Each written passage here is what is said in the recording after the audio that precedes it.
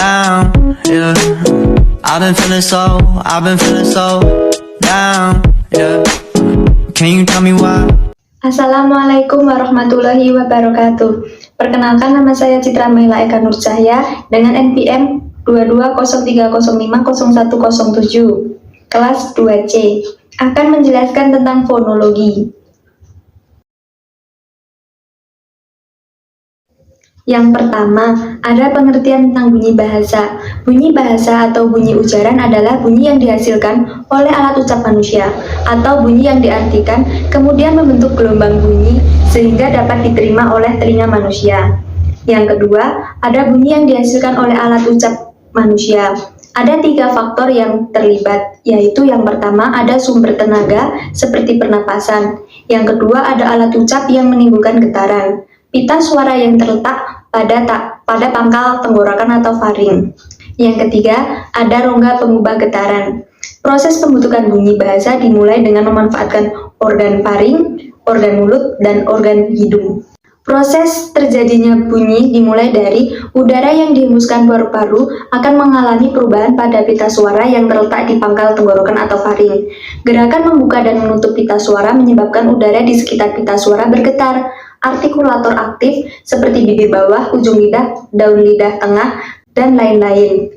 Menuju titik artikulasi, artikulator pasif seperti bibir atas, gigi atas, gusi, langit-langit lunak, langit-langit keras, dan lain-lain. Bekerja sama mengatur produksi bunyi bahasa. Perubahan bentuk saluran suara dikeluarkan melalui rongga faring, rongga mulut, dan rongga hidung. Bunyi yang dihasilkan ada 3. Yang pertama, melalui mulut disebut bunyi oral. Yang kedua, dari hidung disebut bunyi sengau atau bunyi nasal. Yang ketiga, sebagian keluar dari mulut dan sebagian keluar dari hidung disebut bunyi yang disengaukan.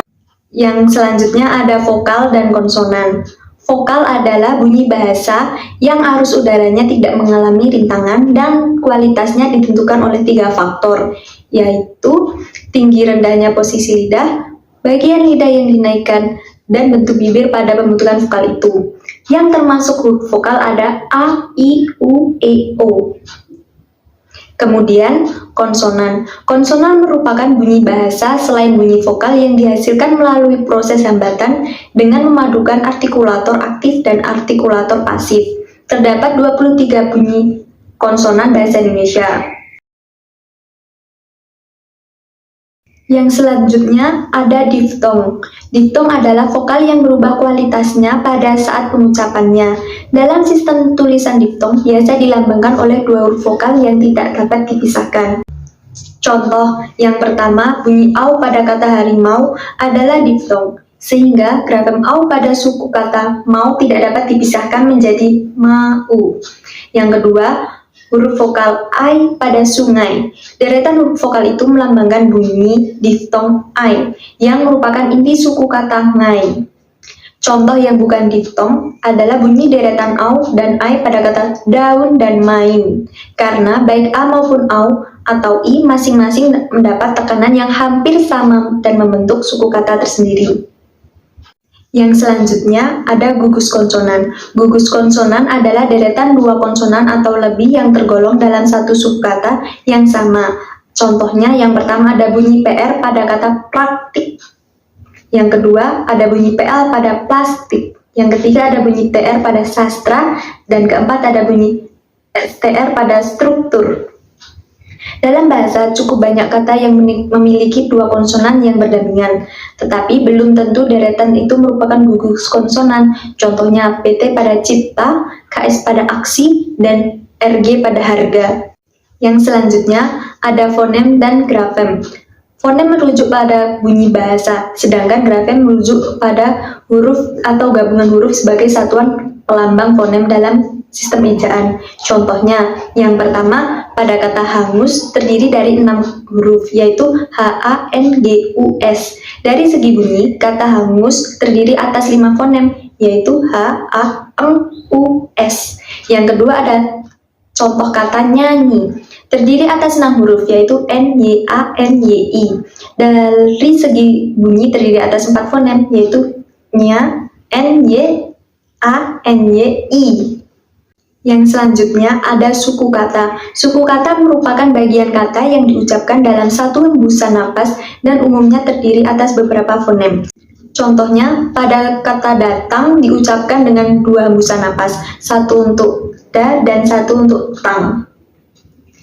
Kemudian ada objek kajian dalam fonologi. Yang pertama, bunyi-bunyi bahasa yang kehadirannya tidak dapat membedakan makna atau disebut fonetik. Ada 3 tugas utamanya. Yang pertama, fonetik akustik.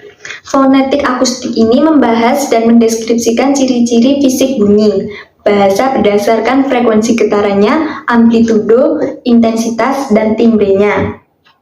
Ada 4 syarat agar bunyi bahasa dapat terdengar. Yang pertama, tersedianya media perambatan. Yang kedua, frekuensi gelombang suara berada dalam jangkauan pendengar. Yang ketiga, amplitudo getaran cukup keras. Dan yang keempat, jarak bersuara dapat didengar. Yang kedua ada fonetik artikulatoris. Fonetik artikulatoris atau fonetik organis atau fonetik fisiologis menyelidiki bunyi bahasa berdasarkan alat-alat ucap dalam artikulasi. Yang ketiga, ada audiotoris. Fonetik audiotoris menyelidiki bunyi berdasarkan pendengaran sebagai persepsi bahasa. Yang selanjutnya, bunyi-bunyi bahasa yang kehadirannya membedakan makna atau fonemik.